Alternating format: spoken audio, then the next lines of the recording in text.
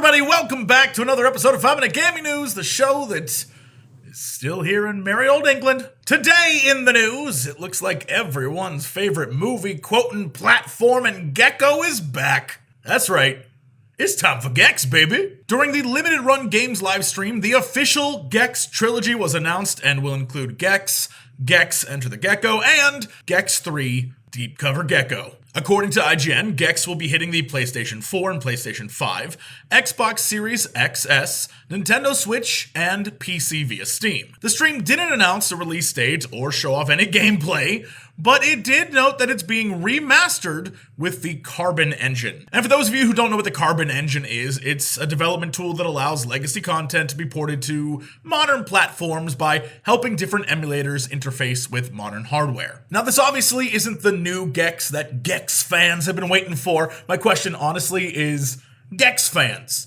who are you? In the comments below, let me know. Because, I know of Gex, and Gex is fine, but I don't know anyone who's like, Gex, Gex, Gex, Gex.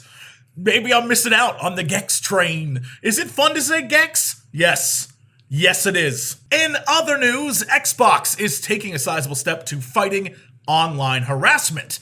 Now, announced yesterday, Xbox is making it easy for anyone to report via voice chat people on Xbox Series S and X who are being right bastards. So how does it work? Well, the feature is designed so players can capture quickly and jump back into their gameplay and finalize the report when their game is over. Only players have access to recorded clips until they submit them. Clips live on players' consoles for 24 hours before being erased automatically if a report is not submitted. Players who do file reports will be notified about whether or not Xbox took action related to the report. So basically, if we're in Minecraft and I'm on there going off about something or other and you want to report me, you can. It will save a clip of me saying whatever it is you think I said that's report worthy, and then you can submit it.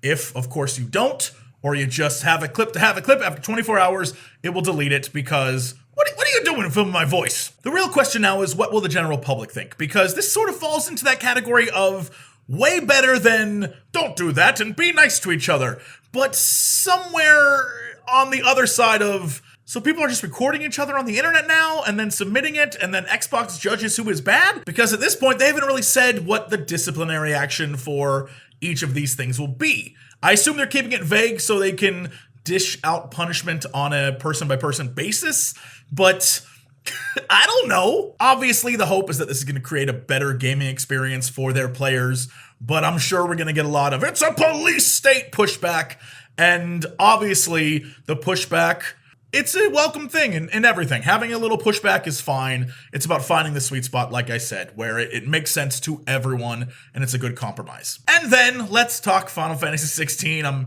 headed back to LA soon. I'm a hankering to play, and so I have it on my mind. And guess what? So does Yoshi P, because in a recent interview, he was asked about potential DLC. As you know, going into Final Fantasy XVI, one of the things we wanted to create was a full, complete story. Something that you can enjoy beginning to end 100% without any DLC. And I think we were able to do that, he said. And while I completely appreciate the thought, I love when game companies are like, we want to give you a full game.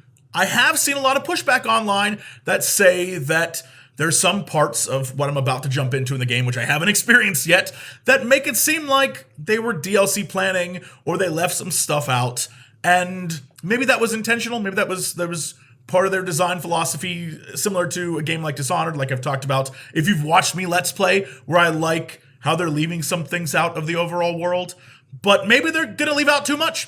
I don't know. I specifically, if you've watched my Let's Play stuff, have been talking about Leviathan. I have a feeling we're not going to see Leviathan. So I'm curious if that's DLC content. And if Yoshi P says it's 100% finished, I guess I have to believe him because, he's the producer. He can decide what 100% finished equals, even if myself or you or whoever are like, I wish there was more. That's up to them. I will say recently, having gone back and played an unfinished game in Mass Effect Andromeda just to see if it was any good after I played the trilogy recently, it is very unfinished. And what makes it more striking is that it was supposed to have DLC that then just never came out. So it was an unfinished game with DLC that would have finished it, but then it never arrived. And that's That's kind of what I'm thinking of from the world of unfinished games and that kind of stuff. So we shall see. Maybe we'll get some more cool stuff with Final Fantasy 16, which is fine by me. Anyway, that is it for today. Thank you so much, and I'll see y'all tomorrow for another episode of 5 Minute Gaming News.